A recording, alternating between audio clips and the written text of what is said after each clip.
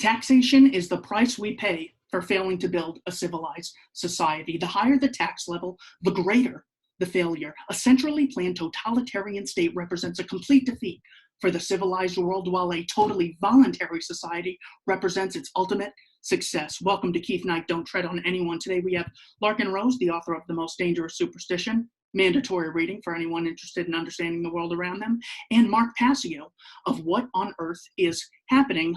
Absolutely must see his seminar titled Natural Law. First question to Mark Passio. Mark, what is freedom? I would say that freedom is a state whereby individuals can exercise their rights unrestrained from coercion and or the initiation of aggression through coercion, and that is the natural state of humanity. Humanity should be living in the state whereby our rights are not constrained or basically we are threatened by the initiation of physical force, duress, coercion for the exercise of rights, which are actions that do not initiate harm to other sentient beings. So that to me is the state of true freedom. Larken Rose, what is freedom? Pretty much what he said.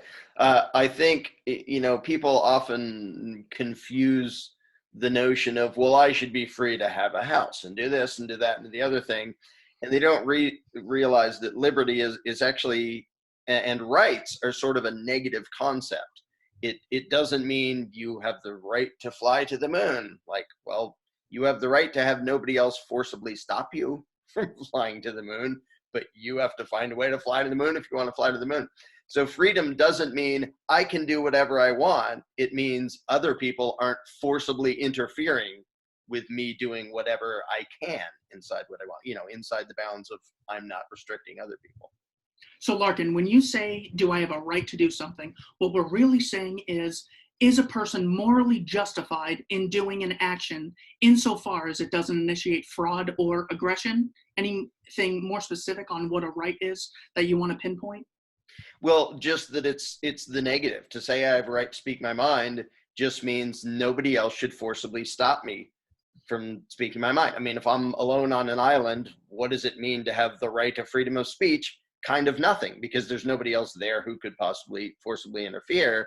It's just a statement of a negative.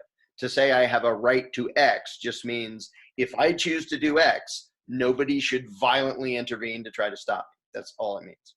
Mark Passio, what is a right? A right is an action that does not initiate harm against another sentient being. It's a very simple definition, and as Larken already pointed out, that is a negative definition. You'll notice that I didn't go on a spree of listing rights, okay? I said a right is an action. First of all, that's what all rights are. Rights are actions. They're things that people can do and should be able to do unrestrained. But we're defining a right in the negative, as Larken said, okay? It is an action that does not initiate harm to other sentient beings. So anything that doesn't do that falls within the boundaries of a human right. And it's a very short list of what the harmful behaviors are that do initiate harm against other sentient beings. And that's murder, assault, rape, theft, trespass, coercion, willfully lying. Those are the seven, what I call the true seven deadly sins, the seven transgressions against natural law, the seven transgressions against other beings' inherent rights. Mark, what is natural law? Natural law is a set of unchangeable, non-man-made, binding, and immutable conditions that ultimately govern the consequences of the behaviors that those who have the capacity for holistic intelligence choose through their free will. So I consider it the karmic force. I consider it the spiritual laws in the universe that ultimately govern whether whole societies of beings, of intelligent beings, live either free or live enslaved. It governs what I call the law of freedom, that as the morality of a group of people increases, they become more free, and as the morality of a group of people declines or degrades, they become more enslaved. That is how natural law functions, essentially to give us the consequences of our freely chosen behaviors. Larkin, what are your thoughts on natural law and whether or not you think morality is objective? There is a right way for human beings to interact with one another. Yeah, if morality isn't objective, then it isn't anything. If everybody's opinion is equally valid on the topic, then it's literally meaningless. Like if the serial killer who thinks it's okay to butcher and eat his neighbors, if that's just as accurate a moral view as the people who say you shouldn't do that, then it's meaningless. I don't usually use the term natural law, but I talk about the same concept using different terminology all over the place. And it's about how people should behave. It is a moral should.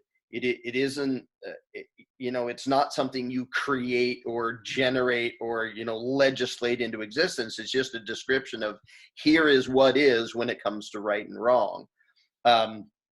And of course, there are different opinions, and gray areas, and people think, well, I think this is bad and this is good. But that's us trying to figure out the natural law, not trying to invent it. It's like people still argue about science and have this theory and that theory. It's still a matter of figuring out what we are supposed to be and how we're supposed to behave. And, the obvious parts are like, don't attack people and don't rob them. And then people can get to gray areas and stuff. But natural law to me is just a term that defines how are people supposed to behave? And the number one glaring in your face rule is don't aggress against others. Larkin, what is government and why are you anti-government? Government is the notion that certain political rituals, whether it's elections or appointments or whatever else, can actually bestow upon a select group of human beings the right to rule. It's not just about the ability to control. Lots of people, if they have a gun, might have the ability to control their neighbor by force. That doesn't make them government. Government is the exercise of authority, meaning the right to rule, which never actually exists. The right is imagined. The thugs are real, the guns are real, the violence is very real, all too real, but the right to do it, the authority to do it, is always a lie. So the problem is not the thing over there called government. It is the fact that people view it as government, as a thing that actually has the right to coercively control us. And that's why I talk about the fact that those people and their guns are not actually the problem. The belief system and people imagining that there is such thing as a legitimate, rightful ruling class, that is the problem. Mark, what is government and why do you not support the legitimacy of government or a state? Government is a false and illusory religious belief. I would go even further and say that government is a cult. It is a cult belief system because the definition of a cult is a religious belief that is actually harmful to members that are not its believers or adherents. And the basic belief structure of those who believe in government is that there is such a thing called authority that is vested in man, and that is entirely rooted in the concept of violence, which is the initiation of harmful behavior toward other beings that are exercising their rights because of the commands or demands of a ruling class that call themselves the legislators or lawmakers that want to impose their will violently upon other beings, coercively, violently upon other beings, and therefore restrain their rights. That's what government is to me. And ultimately, if you really take what I just said there and condense it down, it comes down to three simple words. Government is slavery. Mark, what is anarchism? Anarchism simply is the state by which there are no rulers over other people. There are no masters and there are no slaves. The word anarchism is actually derived from two Greek words. The prefix a or an in Greek simply means without or the absence of. And the noun archos, archon in Greek means ruler or master in the actual connotative sense of being an owner of other people, like a slave owner, a king who rules over its subjects, a master in that sense, not someone who has come to a very level of advanced knowledge and is therefore called a master of some skill set or something like that. The connotation of the word archos or archon in Greek means a master over a slave or a king who is above his subjects. So if you put those two root words together, and archon, where we get anarchy from, it simply means the absence of rulers or masters, and therefore that means that there are no masters and no slaves, and that is called the state of freedom. Larkin, what is anarchism? Well, he just gave a perfect definition of anarchy. Anarchism is the advocacy of that. To me, it's even sort of silly and funny that there need to be such words. Like, there is not a word that means someone who doesn't believe in Santa Claus. There is not a word that means someone who doesn't advocate killing and eating his neighbors. Like, government and authoritarianism and statism is insane and immoral, but because it's so rampant, there needs to be a term that means I'm one of the people who doesn't want somebody to violently dominate you. I think the day will come, and I don't even think it's all that far in the future, when nobody will use the word because it will literally describe everybody, because everyone will have outgrown this superstition. But for now, being an anarchist literally just means I don't want a ruler for me and I don't want a ruler for you. I want you to be actually free. And to me, that's just sort of the step one of being a decent human being. I don't even see it as some, outlandish philosophy. It's just like how to be civilized 101. You have this great quote in your book: if human beings are so careless, stupid, and malicious that they cannot be trusted to do the right thing on their own, how would the situation be improved by taking a subset of those very same careless, stupid, and malicious human beings and giving them societal permission to forcibly control all the others? Excellent point in the most dangerous superstition. Mark Passio, what is gun control? A gun control is the restraint by the ruling class and or their enforcers to coercively and violently restrain the natural inherent right of self-defense with firearms from the people who they consider that they have the right to rule over. And it is a coercive, violent behavior because it actually initiates harm against someone else's property, namely their right of self-defense. Larkin, help us get through this euphemism here. What does gun control really mean? We have Justin Trudeau yesterday saying that I hereby declare all military grade weapons illegal. Of course, not for the state, a monopoly for the state. Larkin, what does gun control really mean? Help us get to the heart of it. Almost everything that government does, it uses euphemisms for, and it dishonestly describes. Gun control is a shining example. It's this nice sounding, oh, we're sort of limiting something scary or something. It is, the accurate term is basically peasant disarmament. It's the ruling class, because they never apply it to themselves. It's the ruling class saying, and even this skips part of it, you're not allowed to have guns at all, or certain kinds of guns. And by not allowed to, they mean if we catch you doing this, we will send men with guns to come capture you for disobeying us. So gun control is literally a form of gun violence, immoral in every way, because it is 100% aggression and immoral to tell someone for merely possessing that thing, I and my thugs with their guns am going to come, capture and cage you. It's the irony is that what is called gun control is literally a vicious, immoral example of gun violence. Mark Passio has an excellent video called The True Meaning and Purpose of the Second Amendment. Mark, I'm curious, why do you oppose gun control? Isn't it just about helping people and making sure we as a society are safe and cooperative? Not at all. It's about creating a power differential between the ruling class and the rest of the people. And that's what government always seeks to do, to enhance its own power at the cost of the average individual and their rights and freedom.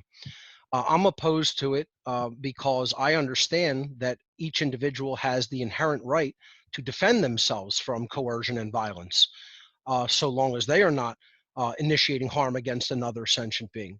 And what gun control is, as Larkin said, is the initiation of violence by the people who are doing the bidding of the ruling class to actually, conduct violence against peaceful people simply for owning a piece of equipment. If an individual doesn't have the right to perform an action, the action cannot be delegated or granted to any other individual or group and thereby magically turn a wrongdoing into a right. There is no such thing as the delegation of a wrong, So if an individual would not have the right to go and seize forcibly and coercively and violently someone else's property, that right cannot be granted to any other individual or group of people and then called a right. See, we all have the same natural inherent rights, and included in those same natural inherent rights that each individual has, and no one has any more or less than anyone else, is the right to defend your physical self, your physical being, your property, your rights, and your freedom from the initiation of aggression by others. Now, Larkin, how can you not support gun control? For heaven's sake, the U.S. is this gun-toting place, and that's why there's so much gun violence, 30,000 a year. Larkin, how can you seriously oppose gun control? First of all, because it is gun violence, like I explained before, and I oppose people using guns for bad things.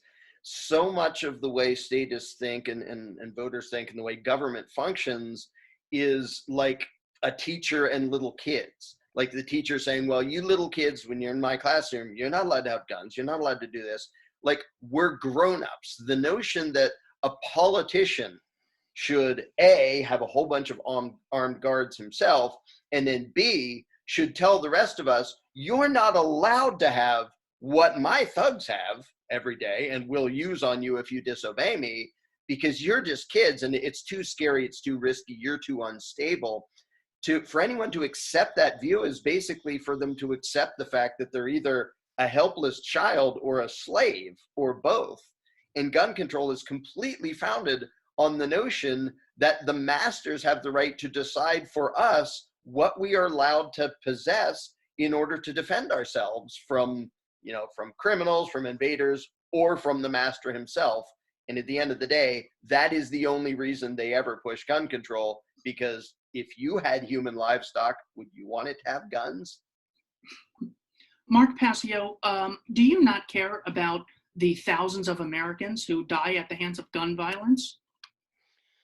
Just because someone else initiates harm or aggression doesn't mean that other people lose their rights as a result. This is totally flawed logic that is often put out there by people who are advocates of ridiculous forms of violence like gun control. I would advocate that people learn how to defend themselves against the initiation of violence instead of trying to limit people from doing that. It's the idea that, if let's say a lion attacks a gazelle and they did it with teeth, that then you disarm and take all the teeth out of the gazelle so they have no ability to even bite their aggressor. That's what gun control is the equivalent of. It's basically saying, because there are bad people who might do violent things with firearms, let's take them away from the people and let them lose their ability to possibly defend themselves from such attacks. It's completely and utterly flawed logic. And again, as we've pointed out over and over again, it is a form of violence with guns, which we firmly stand against. Exactly. And the 30,000 annually statistic is, first of all, a lie, because half of those are suicides. It's not violence if you do it to yourself, right, any more than me spending my own money is stealing from myself. And also, a lot of those are gang related. And government is the number one cause of mafias and gangs because they outlaw things like gambling, drugs, prostitution, drive them underground. Just as there's no Al Capone today being violent with alcohol, there wouldn't be any if there wasn't a government pushing a drug war or any of these black markets. Larkin Rose, is there any other important message you would like to communicate about gun control you feel is not generally understood? Well, I think there really is a trained-in immaturity to a lot of people. Now, in the U.S., there are a lot of exceptions to this. There are a lot of people in the U.S. who do take it upon themselves to realize, hey, I'm just as responsible as anybody else. If there's some scary person out there, why would I sit on my butt and hope authority saves the day? If I have a gun, if I have the means and the ability to go stop the bad guy, it's just as much my job as anybody else's. But But there are also so many people in the country who have this immature notion that if we just sit tight and wait for authority to save us and protect us and tell us what we're allowed to have and what we're like, everything will turn out fine. And first of all, those people need to read a damn history book. But second of all, they literally need to grow up. People who believe in government literally need to grow up and realize this is the real world. There's you, there's other people, we're in this together, so to speak. And if you want yourself to be defended by somebody with a gun, which you do if you dial 911, here's a thought: have somebody with a gun already be at your house by having it be you. And the fact that so few people even think about that and realize that if you're going to cheer for the forcible protection of the innocent, why don't you just be one of the people who do that? You don't need a badge. You don't need a special authority. You need to grow up and be moral and responsible. Another way they lie with statistics is saying, well, in 1996, Australia had a gun ban and, you know, everything went fine. Violence has decreased. What they don't tell you is the 7 years prior, gun violence was also on the fall, and they use a 7-year period from about 96 to 2003. Violence in Australia fell about 22%. In the US, in that same 7-year period, gun violence fell 29%.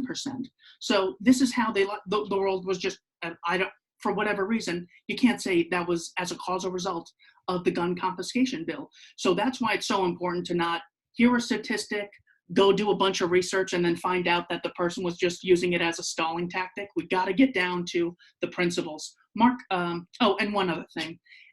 It's like, does government not also kill innocent people with guns? I mean, every criticism of, well, but innocent people will die if civilians have guns.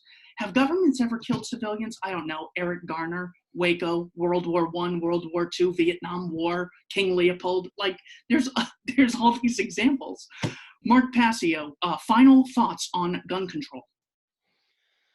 Those who advocate for gun control are advocates of violence. And people never really look at it that way. They think that they're doing the right thing, but what they are actually saying is, we believe that a special class of people who magically have more rights than other people do have the right to come and coercively and violently suppress other people's rights with gun violence. I mean, imagine that.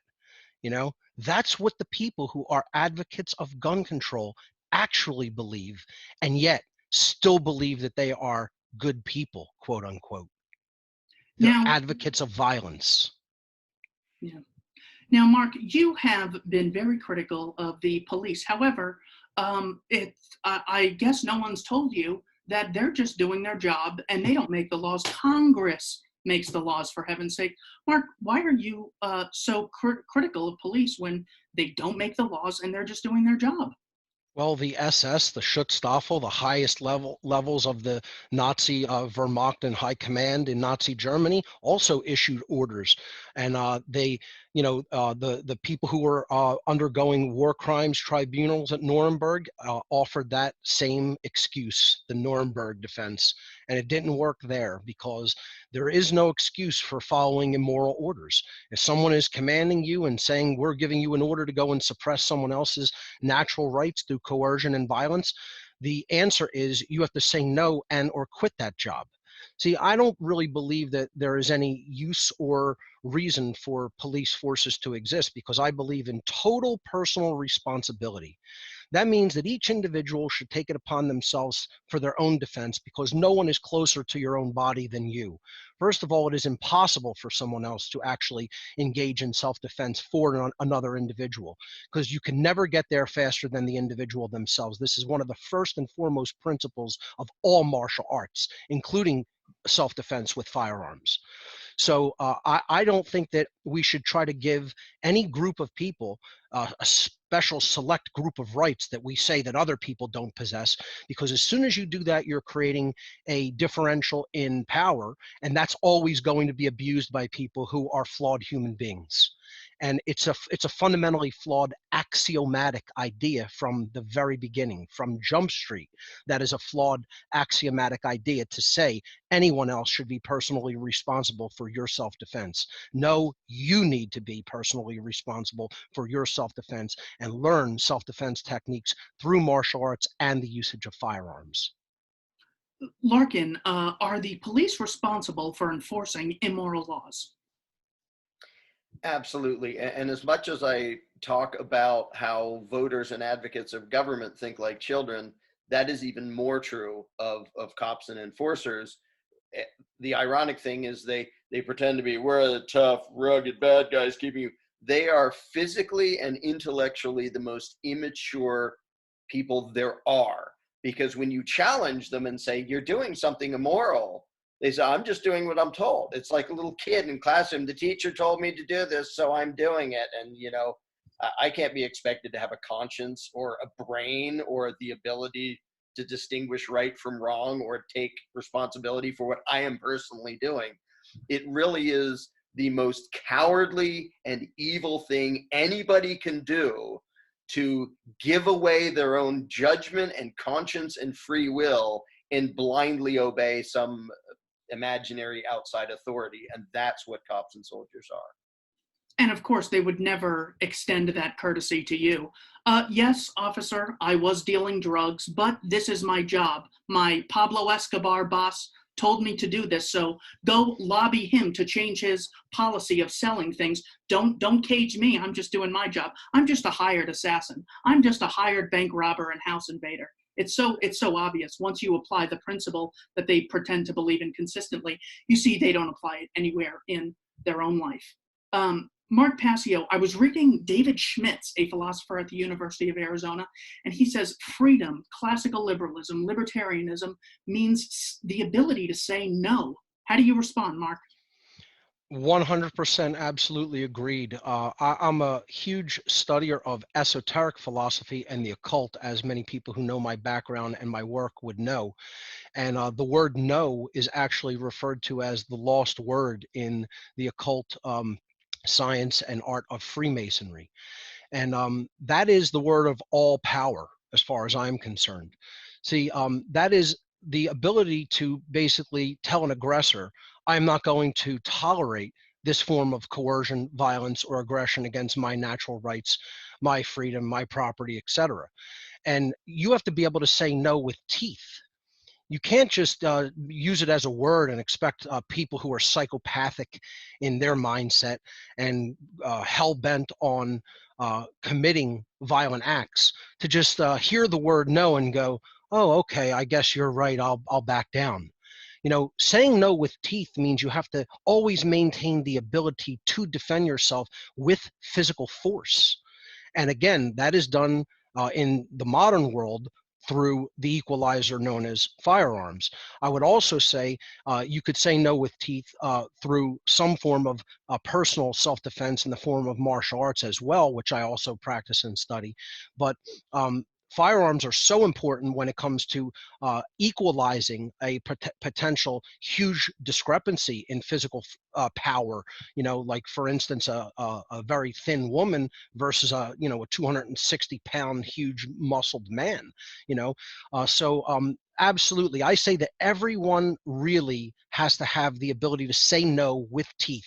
And that is part of preserving our inherent right of self-defense, especially with firearms.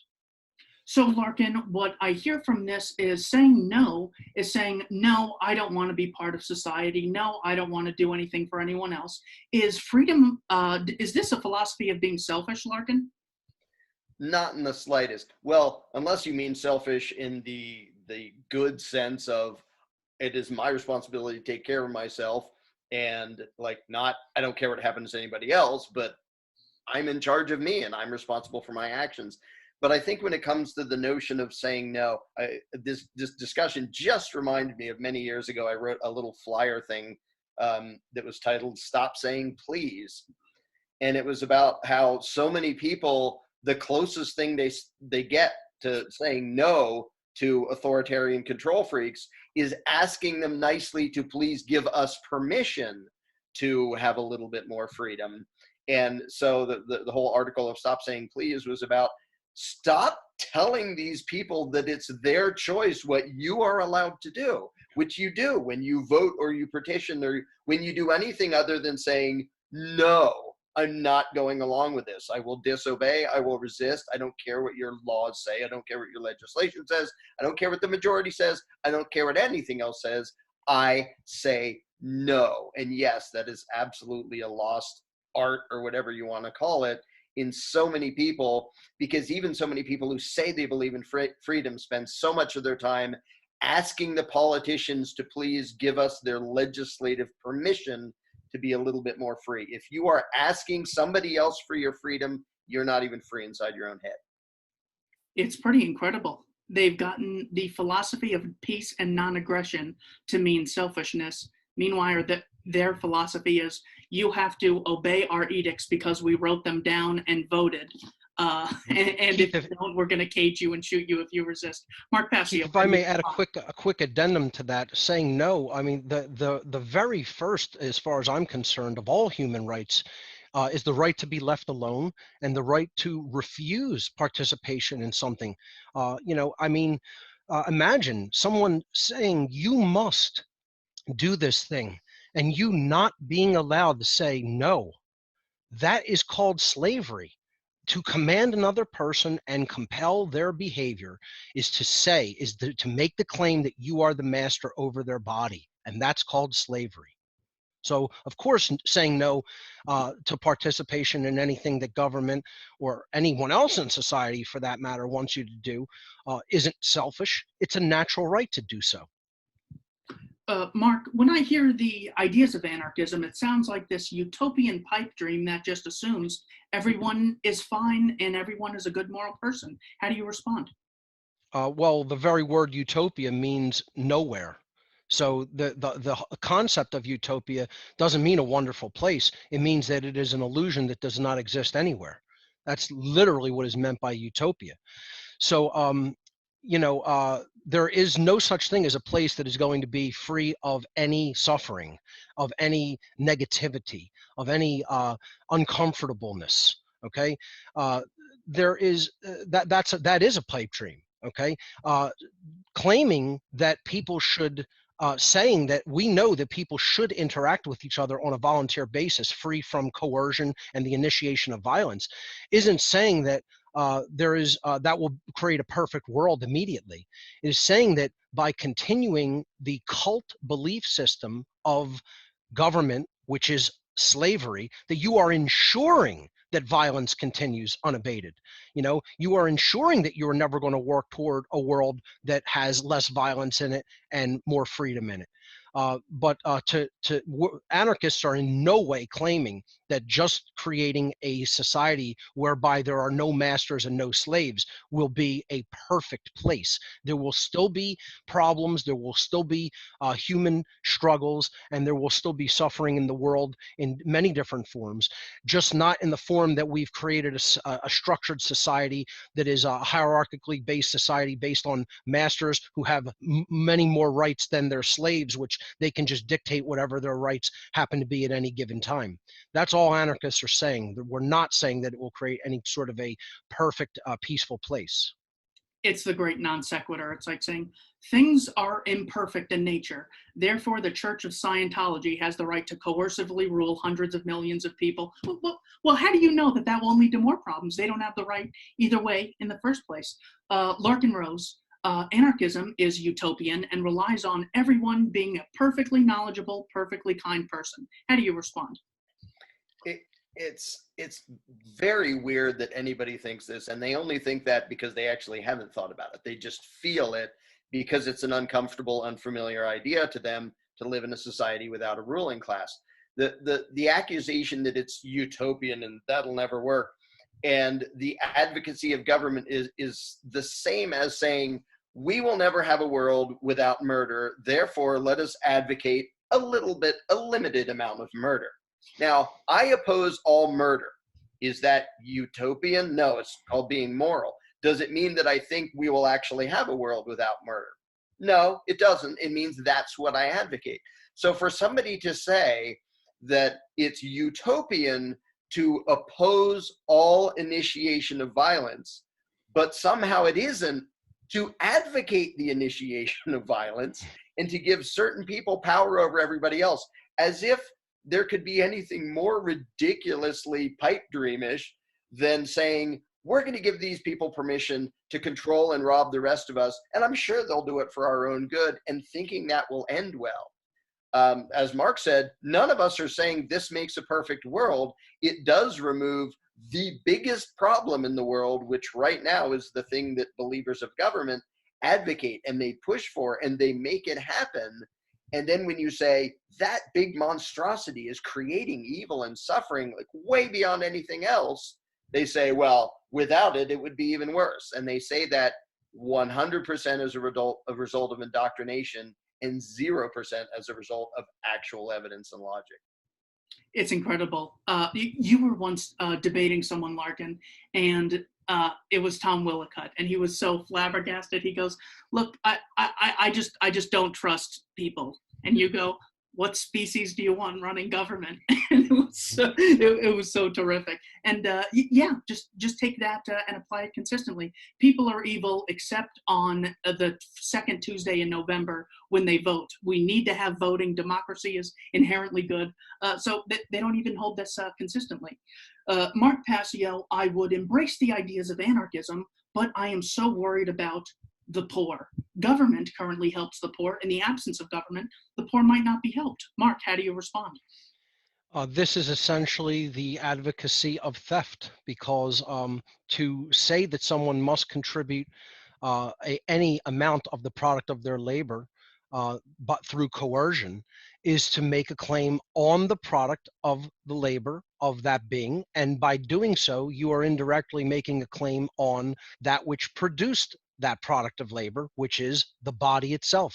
So once again, anyone advocating for taxation, redistribution of wealth, taking from the rich to give to the poor, etc., is advocating for theft. If something is not done voluntarily, it is done only through coercion and duress, which is violence in and of itself. So all we are here advocating here today, Keith, is that we don't want people to initiate violence to others just to get done in the world what they think should get done. If it gets done, it has to get done on a voluntary basis.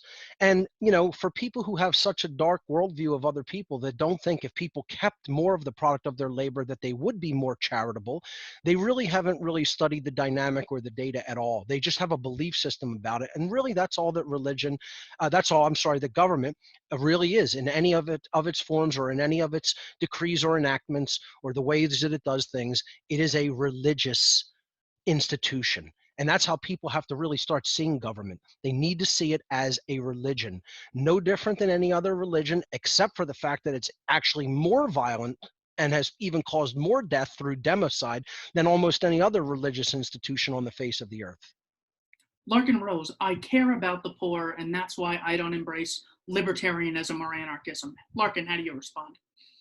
There's so many people who just, they know what they know. They know the life they're in, what they're familiar, what they've seen, and they have a hard time imagining or predicting things otherwise. So literally, if you stuck them in a cage and gave them a bowl of gruel every day and kept them that way for 10 years, and somebody opened the cage door, some of them would say, how do I know there's going to be food out there? Like, I have my bowl of gruel, I have my roof over my head, not a great roof, but a roof, because that's all they've seen. And so government will use that to control something and then say, without us, this wouldn't be the case. So if you look at the Soviet Union, you know, they can say, you wouldn't have any food if not for us. You have to stand in bread lines and maybe get a little bit of moldy garbage after a few hours, but without us, you wouldn't have any. Well, that lie doesn't work in the US because we have supermarkets and you can go there and buy all sorts of food. But government is always trying to take over areas of society and then tell us this wouldn't happen without us. Never mind that, you know, when it comes to the poor, in spite of being robbed by the ruling class, Americans are ridiculously generous to the tunes of billions of dollars a year. And all of the taxation and regulation that gets in the way of helping people have places to live and food and everything, it's just a matter of government literally interfering with us voluntarily finding solutions and then saying, see, this is why we can't have a voluntary society, because you couldn't solve these. Never mind, they are the reason they can't be voluntarily solved right now, because agents of the state with guns will stop you from solving it and then say, that's why you need us. Mark, don't we need to have at least some government to protect consumers and to protect employees, maybe protect employers sometimes from foreign competition? Don't we need some sort of base societal protection? Mark, how do you respond? I mean, that's basically the argument of saying, don't we need some slavery to keep society moving in any one particular direction? All government is immoral because it is the idea that certain people have the right to issue commands to other people, and that those other people have some sort of a moral obligation to follow the commands of this dictatorial ruling class. On its face, this is the major paradigm shift that people have to make. And this is actually a spiritual shift in consciousness, believe it or not, is to understand that the concept of government is on its face inherently immoral, because the entirety of the concept of the institution is based upon coercion, violence, and keeping people in the state known as duress, which is the state of threat of violence. This is how government generally rules, is through threat of violence. You know, how much people say, oh, there's less violence in the world today than there ever was. Physically, that may be the case, but guess what? There's probably more duress. There is more threat of violence if there is not compliance with government decrees than at any other time in the world. See, the people who are advocating for all of these things, even minarchism, are ultimately advocates of coercion, violence, and duress. And we have to keep going back to that simple concept. And they cannot argue a different position if they actually are honest about what the behaviors that they advocate are. If you actually put their feet to the fire and say, please explain to me what this behavior would ultimately have to look like in the physical 3D world, they would describe a situation where enforcers or armed individuals come and command the compliance with the decrees of their political overlord masters. There is no way around it for them logically. They would have to explain it like that if they're being honest with themselves. So that's what I say to all minarchists and those who advocate just for keeping government as a, you know, a protectorate or something of that nature. It's still claiming that you can give rights that the individual does not possess. If none of us have $1,000 to give to anyone, we cannot all come together and give the non-existent $1,000 to anyone else. Rights cannot be conferred, granted, or, you know, transacted to other individuals if those who are making the claim that they're doing that don't have that right themselves. So if we look at what people would say they want to keep government for, even in a minarchist terminology, in a minarchist point of view, if they don't have the right to do those things individually, they cannot be granted to anyone else to do and magically call it a right when in fact it is a wrongdoing based in violence. Larkin, don't we need government for consumer regulation, employee regulation, and some foundation societal structure?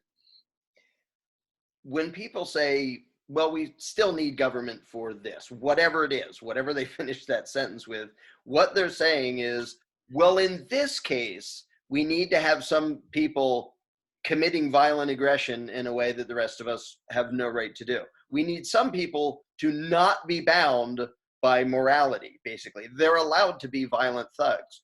And whatever the problem, whether you're talking about, you know, poverty or consumer protectionism or the environment or yada, yada, yada, whatever it is, including real problems, the notion that the answer is to tell somebody, you get to make a decision, come up with a plan, and violently impose it on the rest of us in a way that none of us have the right to do, as if that's going to make it better, is a perfect example of why I say advocates of government are immature in their minds. It's literally a matter of, we're not sure how we would handle this, so we want big daddy government or big mommy government handling it because we're not sure what it would look like otherwise. But to jump to saying, well, this is why we need government, is literally saying this is why we need to add immoral, violent aggression into society just for this thing over here, just to take care of the poor or to protect us from this. No, we don't. In no case do we need to, nor should we, add immoral violence into society. And that is all that the belief in government adds, is the impression that violent aggression can sometimes be legitimate. And I don't mean defensive force, I mean aggression against innocents. Government, the belief in government relies entirely on the notion that that can be legitimate to initiate violence against somebody who didn't do anything to you. No, we don't need that insanity. Now, most societies today have governments, pretty much everyone I could think of. Most throughout history have also had governments. Larkin, why is this so hard for anarchists to accept? I fully accept that societies have believed in this insane thing, and history books will show the death tolls from them believing in it. To me, we are just about to see the beginning of real humanity, because this is a combination of sort of intellectual laziness and cowardice, along with intentional brainwashing and manipulation and propaganda from like literally sociopaths and control freaks who have indeed duped most of the people throughout most of the world into thinking that they need to be ruled by somebody else. Basically, they need to be owned by a wise master who will take care of them. The fact that we have believed something stupid for a very long time is not a reason we should keep believing something stupid. And the fact that evil things have been happening for a very long time, like slavery, is not a reason we should keep doing evil things.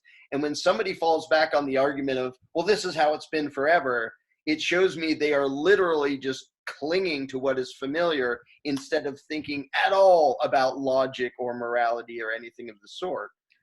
So if somebody wants to predict, well, there's going to be government forever, okay, you can predict that. If you are advocating violent, immoral aggression, which you are if you believe in government, don't use the excuse of, oh, well, it's always been around, any more than, you know, a murderer can say, oh, you might not like murder, but I mean, murder's always been around, so it's okay if I do it. No, it isn't. If you predict it, it's that one thing. That's one thing. If you condone it, you are an accessory to evil. Mark, governments have always existed throughout history. They exist everywhere now. How do you respond? Well, of course, because people have generally, since the dawn of human civilization, fallen for the mind control that authority is somehow morally legitimate. As anarchists, we understand that authority is a morally illegitimate position. The belief in authority can never be moral, because what you are saying is that there is a set of people, a class of individuals that actually have some sort of a, quote, moral right to issue commands to other people, you know, and that's basically rulership. All government is and ever has been is a euphemism for godhood, kingship. See, we used to put this idea of the vesting of authority in one individual, and they were called the pharaoh, the king, the ruler. Okay. And, you know, now we've just diffused that concept of authority into a group of people, an oligarchical class of people that we call government. You know, it's no different. It's before it was the king or the pharaoh or the ruler was the representation of God on earth and can command the people to do whatever he commands them to do, and they must obey, which is called slavery. Okay. All we've done in the modern world today to justify the quote unquote moral existence of government, which there's nothing moral whatsoever to do with it. It's completely an immoral position to even believe in. Okay. Is we've taken that and we've done a process of osmosis. We've diffused this concept of authority. Instead of vesting it in one individual, we've diffused it into thousands of individuals throughout society that we call government or the authorities. And it's always been a cult. It's always been violent. It's always been immoral at any other time in human history. It still is today, and it always will be for as long as people believe in it. It's simply an immoral, violent cult. And that is the spiritual awakening that actually needs to happen in humanity, that is what government is, always has been and always will be until we become truly moral individuals and truly responsible individuals and abolish this form of slavery. Yeah, and of course it's a violent cult. I mean, just imagine. I would just love to have a hidden camera and tell my parents about a fake group I joined, and then just describe government. I'm like, yeah, we force parents to have their kids attend his sermons, and the parents we threaten to take their houses away if they don't chip in for our group, and we have to blindly obey whatever the leader says and tells us to do. They'd be like, oh my God, this is terrible, expose this man. And well, that is openly what governments do all the time. Now, as far as naming names, who was in power, we have people like Bush Sr., David Rockefeller, Zbigniew Brzezinski, John McCain. They've died this year, and government somehow hasn't shrunk, which tells me that the problem is not the rulers, it is the mind of those who believe in the illegitimacy of government. Larkin, how do we help people escape mind control and the belief in government? Well, it's funny because that question pretty much defined my life for the past quarter of a century, is how to help people get out of the belief in government. I think it's important to note, and Amanda and I teach a course called Candles in the Dark, which shows how to do this very gently and non-confrontationally. I also do it very confrontationally in other settings, in outright knockdown, drag out debates. But what's really important to note is that people are not inherently statists and we have to make them into something else. People are inherently voluntarists or anarchists. And on top of that, there's this layer of indoctrination that has convinced them that we need a ruling class and it's legitimate and we have to obey and yada, yada, yada. And so it really is a matter of freeing the person underneath rather than making them into something else. We don't even have to teach them much that they don't already know to get them to see that they're indoctrinated in belief to authority. It goes against their conscience. It goes against what they know to be true about right and wrong. And there are a bunch of different ways to try to help people see that and to try to free them from it. But the reason I have so much hope is this isn't a matter of there's a bunch of evil people and we have to talk them into being good. There are a bunch of deceived people and we need to help them escape the deception, and that's it. And then we just let them be free. Like, the goal isn't, now I'm your master, now you will believe what I say and do as I say. The goal is to free them from other people's propaganda and literally mind control. Exactly. It's not enough to say, well, government has the power because they have military and guns. Well, you have to explain why the military takes orders from them and not that group or me. I've been calling Doug Ducey, countless times, telling him to obey me and do what I say, but he only listens to Trump. Well, obviously, because in his mind, one is legitimate and the other is just some peasant. Mark Passio, how do we help people escape mind control? Well, I think you have to really meticulously and in a stepwise progression point out the logical inconsistencies in their thinking. People think they're advocating for a moral position because that's all the government does is obfuscate its behaviors through euphemisms and false equivalencies, and tells people that it's actually operating the way that it does for moral reasons, which is never actually true. So one of the processes that I do is like a Socratic method, and basically say, you consider yourself a moral, do you consider yourself a moral individual? And and explain what you think should be done regarding taxation. And then the person might say, well, I think the rich should be taxed this much, people who don't make this much should be taxed this much. And then I'll say, okay, do you think you yourself have the ability to go and forcibly confiscate any percentage of wealth from anyone or resources from anyone that you think? Could you break down their door, go into their home, confiscate wealth, confiscate money, etc.? Do you have that right? No, they'll always admit, no, I don't. Why? Because you're a moral person. You don't believe in committing violence or aggression or theft against your fellow human beings. And they'll say, yes, that's true. Okay. And then when you explain, well, do you think if you don't have that right, that you could tell your next door neighbor to go and do that? Could you command them to do that or give them the right to do that? No. So then you take it out to a next logical stepwise progression. Well, please tell me who does have that right. to go in and break down their door and confiscate whatever wealth you see fit, to redistribute it as you see fit. And if they're being honest with themselves from a moral point of view, they will admit no one on earth has that right as an individual. And then if you continue the logical progression, well, then if no one on earth has the right to perform that behavior because it is inherently violent and immoral, how could anyone who does not possess that right come together and claim that they are magically gifting or granting that quote unquote right, which is actually an immoral wrongdoing, to any other individual or group of individuals? And I've done this many times with many people. And if they're being honest with themselves, if they're not lying directly to themselves or looking you in the face and just blatantly lying about what is true, okay, and about how they feel that they are a moral individual, they will acknowledge that that cannot be done in actual point of fact, natural reality. You can only make the claim, or you can only believe that that can be done. And that's all government is.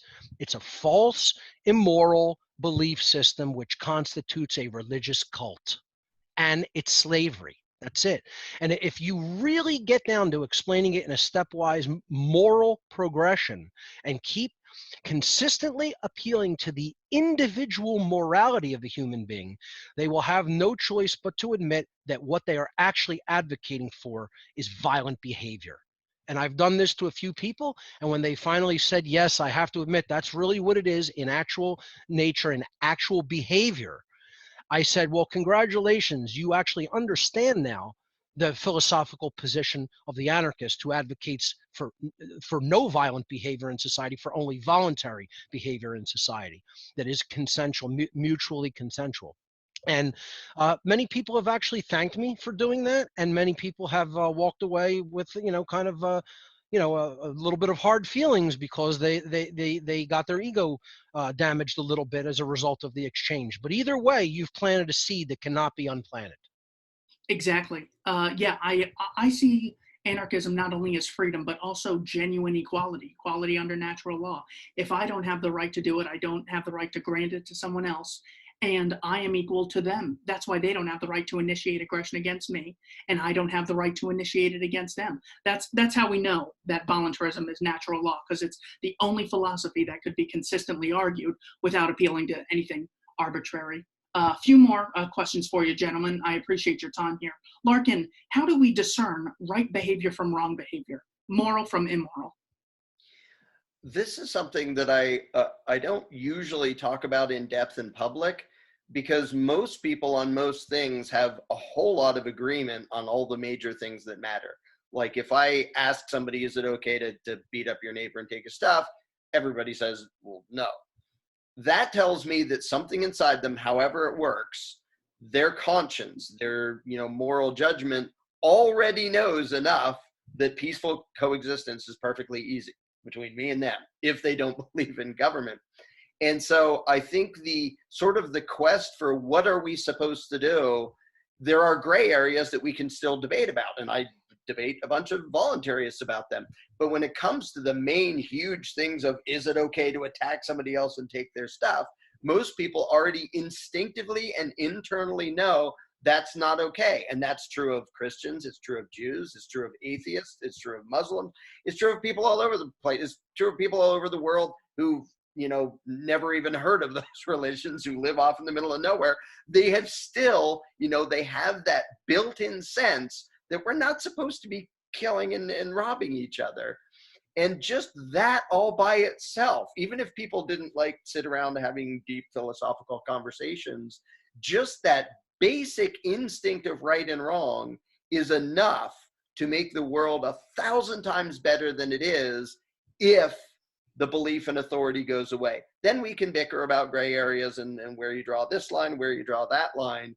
But when it comes to the basics of being a moral human being, almost everybody has enough already built into them, hardwired into them, that I don't even feel the need to bring up those discussions to most people. Because if not for their belief in government, we would get along just fine. Mark, how do we discern right behavior from wrong behavior, moral from immoral? I think this is probably the real crux of the argument, because what we're talking about here and have been talking about from the very inception is morality. Anarchism is about the understanding of objective morality, ultimately. And it's very important to get it right.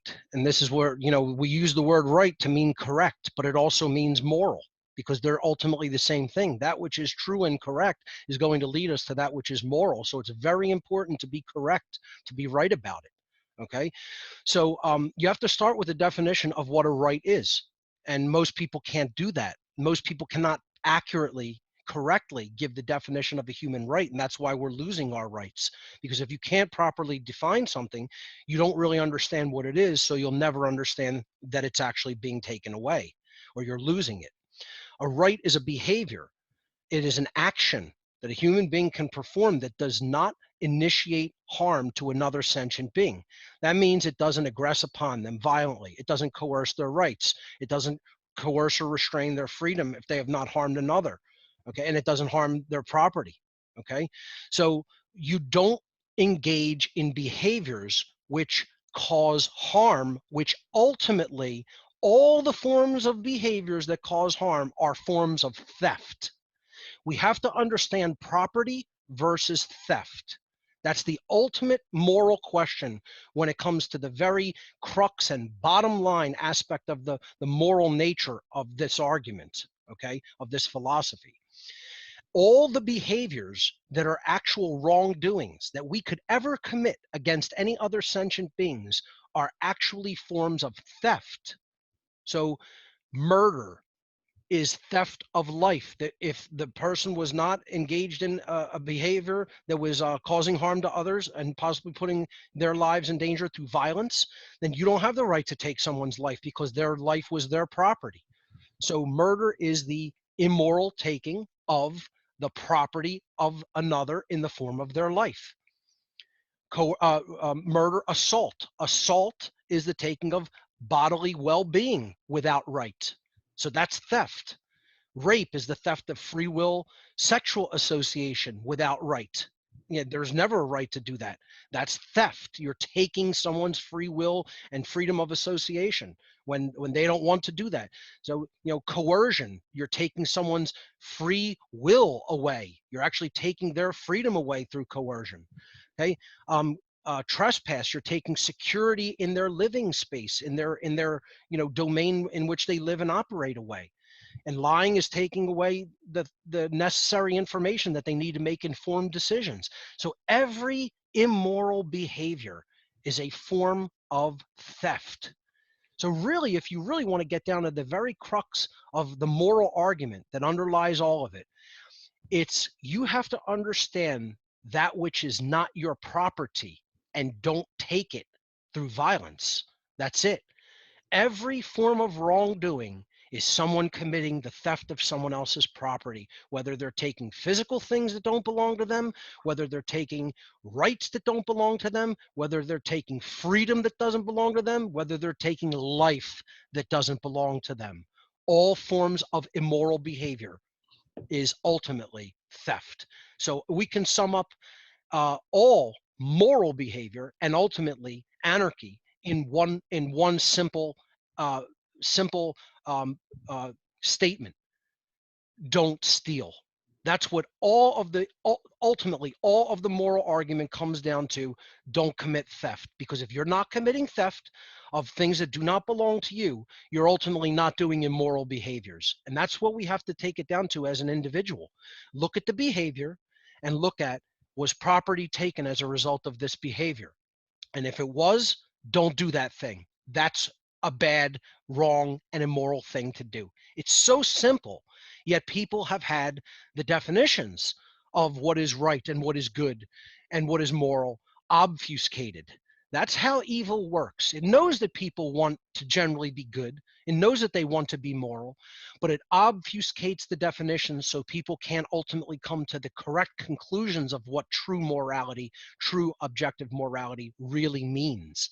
And that's how mind control works. That's how mind manipulation works. And that's ultimately what government is always seeking to do, to confuse true morality, replace it with morally subjective standards, and get people completely confused about what the true difference between moral right and immoral wrong ultimately is. And it's been very, very successful at doing that. And that's why anarchists and voluntarists have to come together and get on the same page about an understanding of human rights and human morals, and then really go out and teach that to other people. Then we'll be making some true headway. Larkin, Mark says truth is that which is, making it objective. Larkin, how do we determine truth from falsehood?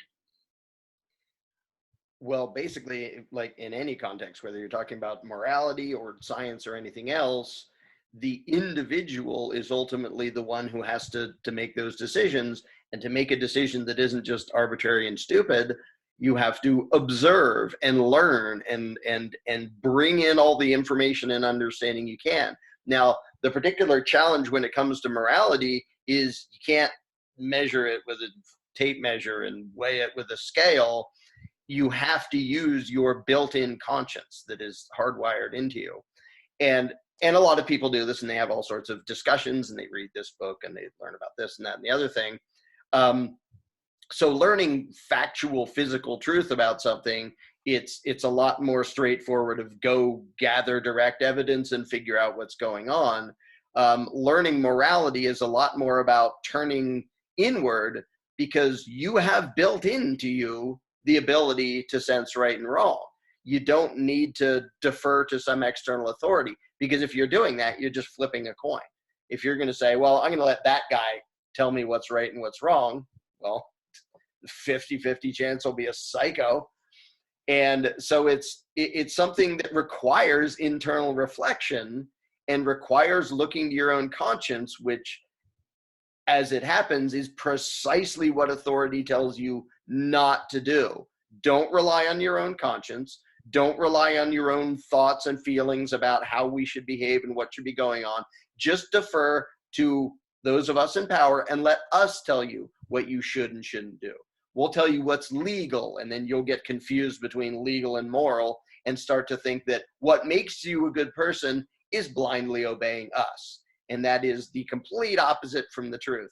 And a thing I really want to throw in is that when I talk to some average person who says, well, I think we might need government for this, and they have, whether right, left, I don't care, wherever they are on the spectrum, I say, I don't even know you. I've never met you before. And I would much rather your actions be based upon your own conscience, even if that means ignoring the dictates of any political ruling class. Now, how weird would it be for me to trust your conscience more than you do when I've never even freaking met you before? But that is the case with a lot of people I talk to.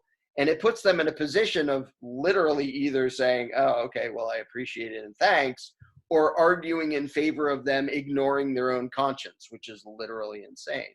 But I like to do that to point out, I would rather everybody use their own conscience, as flawed and imperfect as it may be, instead of deferring to some imaginary external authority, because the vast majority of evil and injustice that has happened in the world was not the result of individual malice. It was the result of obedience and compliance with imaginary authorities. Of course, and the most evil people in the world are, sucked in like a bat signal to the state, because that's where they can commit their atrocities without being held accountable. I mean, just imagine how many deaths Mao and Kissinger would have on their hands if no one believed in their legitimate authority. Mark Passio, you said truth is that which is. Mark, how do we determine truth from falsehood? Well, as Larkin said, it starts with observation, and that is the scientific methodology. So my ultimate answer is you apply the same investigative tools that we have through the scientific method. You observe, you formulate hypotheses based on that observation, then you do testing to see if it actually works that way, and then you refine it, and you then publish your results. It's no different than the actual scientific method, because what we are saying here is not a religious belief. It is not a belief system at all. It is what is actually operating in nature. So there are truth discovery methods that we already have at our disposal. In the modern day, we call this the scientific method. In the ancient world and in esoteric systems of thought, they referred to this as the trivium method. The trivium method was first taking in all of the data input that you require So that was the input phase. That was the knowledge phase. I'm sorry, the grammar phase. Okay. Then you had, you went to grammar, then logic. So this is the, boiling it all down. This is taking in all the different perspectives and weeding out logical inconsistencies. Okay. This is the refinement stage. And that was called logic. And this is the processing stage, if you want to look at it in modern terms. And then we have the output. This was rhetoric in the ancient trivium. And, this is actually putting out your findings to other people. When you understand how it works, it's knowledge, understanding, and wisdom. Knowledge is gaining all of the different seemingly disparate parts of information. Okay. Then understandings, putting them all together and processing them correctly so that you know what it means. And then wisdom is what you do with it. It's going out into the world, it's explaining it, and then it's behaving rightly upon all of that understanding that you've garnered in the last two stages. So it's a stepwise progression. Once again, it's a stepwise logical progression, and it is a scientific methodology. It does not require any belief. We are not asking anyone to believe that this is true. We are asking people to investigate it. And again, when it comes to things like natural law, objective morality, these are things that just exist in nature. It is not up to us to invent them, make them up. It is for us to come to the accurate understanding of that which already exists. And the tools for doing that already exist. We just have to use them wisely and correctly. Larkin, what is the most important thing you've learned from talking to statists for 20 years, you say? 23, coming on 24. Thank you for your service. I have I have accidentally learned a whole bunch about psychology and how tightly people cling to a comfortable but false idea, something they've been taught to believe and something that has been, stuck in their brain for decades, and how uncomfortable and it is for them to question that, and how many very weird things the human mind does to cling to whatever is familiar and already believed, even in the face of evidence and logic that just demolish it. And so to me, 99% of the battle is not even explaining these concepts, because as you just heard from both of us, they're pretty dang simple and basic. Like, don't attack people. How hard is it to teach that? The reason it takes so much effort is because people were indoctrinated into a different belief that teaches that there needs to be a ruling class and that that's legitimate. And human psychology does so many weird gymnastics in order to avoid questioning whatever somebody already believes. And so that, for me, is the entire challenge. And it's what my project, The Mirror, is about. It's what our seminar, Candles in the Dark, is about.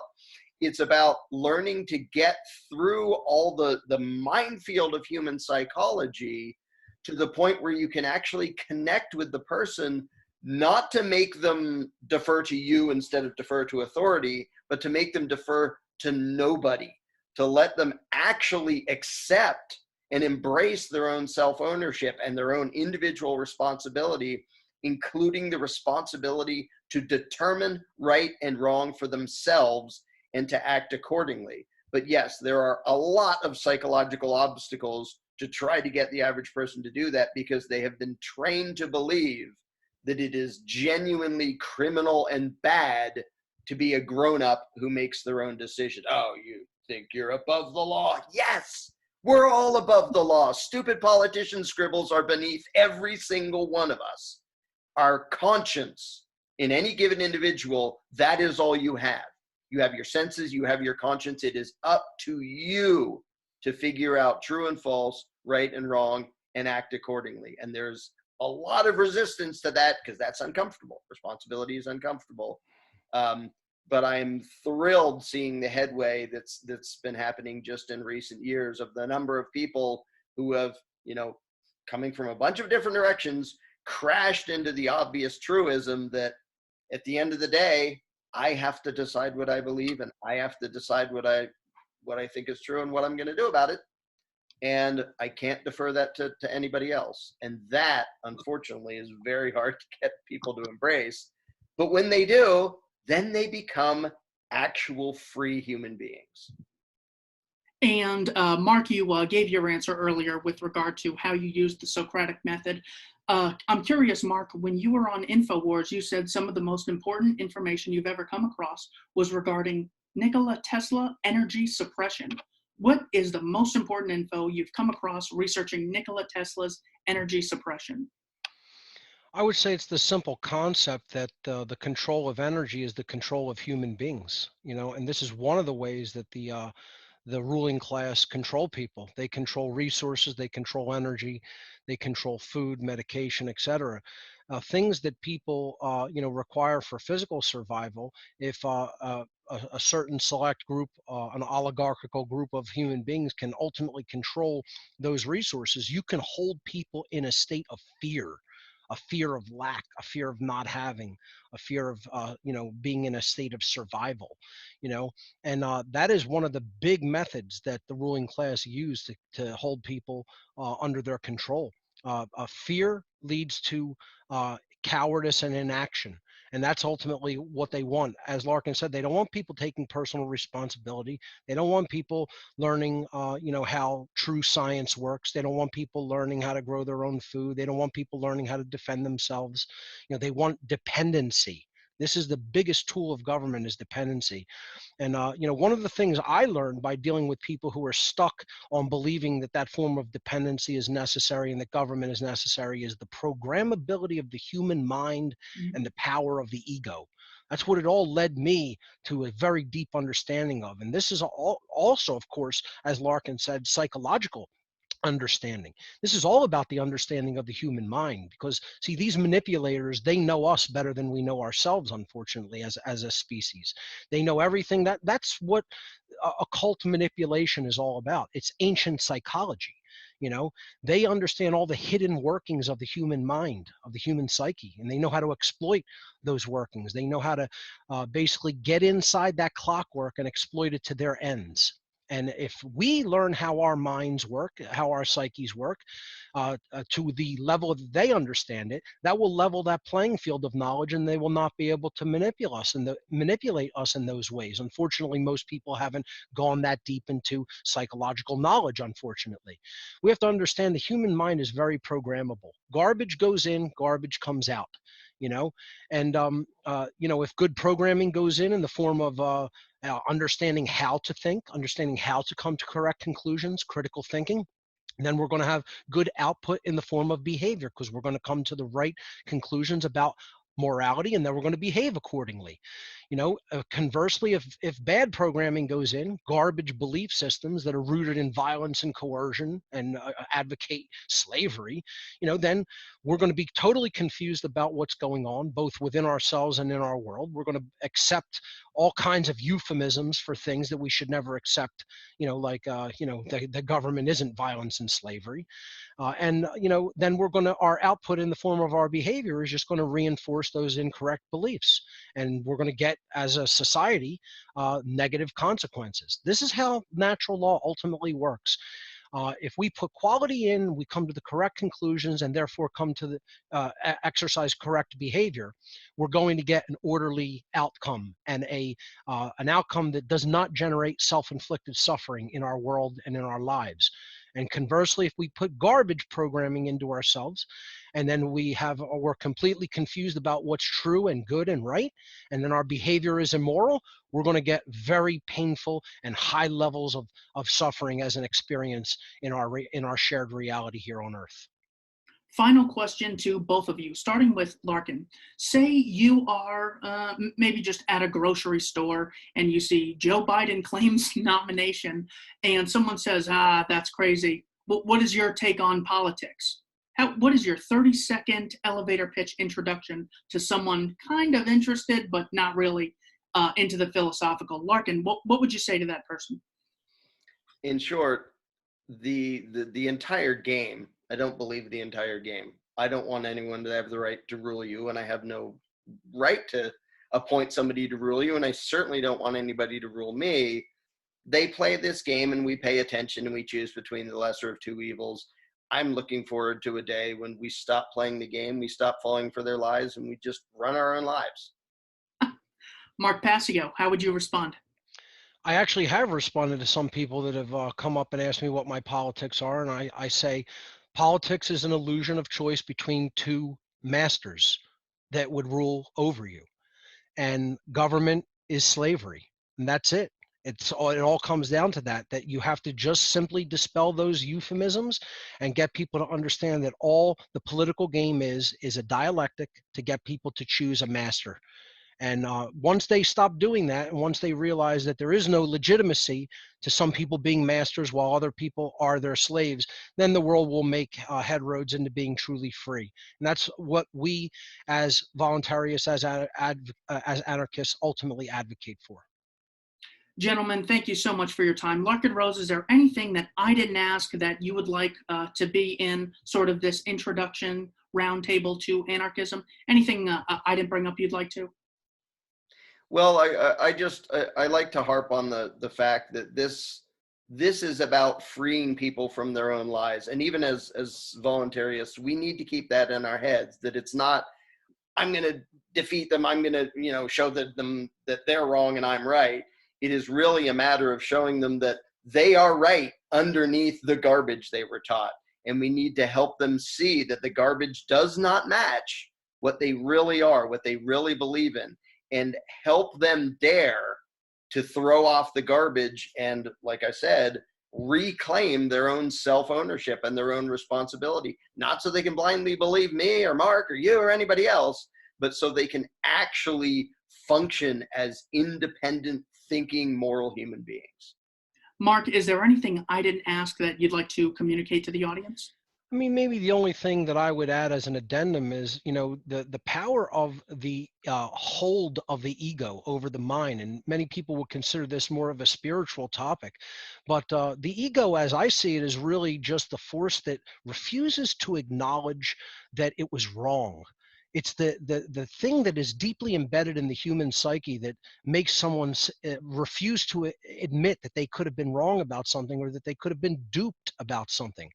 And when we really do shadow work upon our own subconscious mind, and when we look deep inside of ourselves and what our belief systems are that we think are true, we have to come head to head up against that force of the ego that is out of control, that wants to constantly say, no, you're right, you're okay, just keep going, don't look into these things, don't acknowledge that you were wrong, and we have to actually try to really use the tools at our disposal to come to an accurate understanding versus what we previously believed was true.